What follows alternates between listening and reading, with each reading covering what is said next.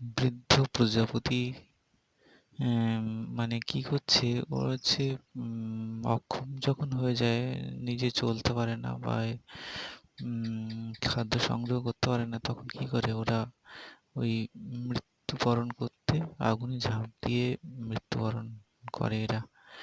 মানে এরা এই যে না খেয়ে মৃত্যুর এই যে আগুনে ঝাঁপ দিয়ে আত্মহত্যা করে, এরা আগুনে ঝাঁপ দিয়ে এরা মৃত্যুবরণ করে। তাই এই প্রজাপতিটি মনে ভাবছে যে এটা একটা আগুন, মানে বাল্বটা, তাই সে এখানে ঝাঁপিয়ে প্রাণ বিসর্জন দিতে চলে এসেছে। বৃদ্ধ হয়ে গেছে, বয়স হয়ে গেছে, সে আর কোনো কাজকর্ম করতে পারে না, অক্ষম। তাই সে তিলে তিলে মৃত্যুবরণ না করে একবারেই আগুনে ঝাঁপ দিয়ে সে মৃত্যুবরণ করতে চায়। তাই সে চলে এসেছে। রাত্রে আপনারা দেখতে পাচ্ছেন ভিডিও।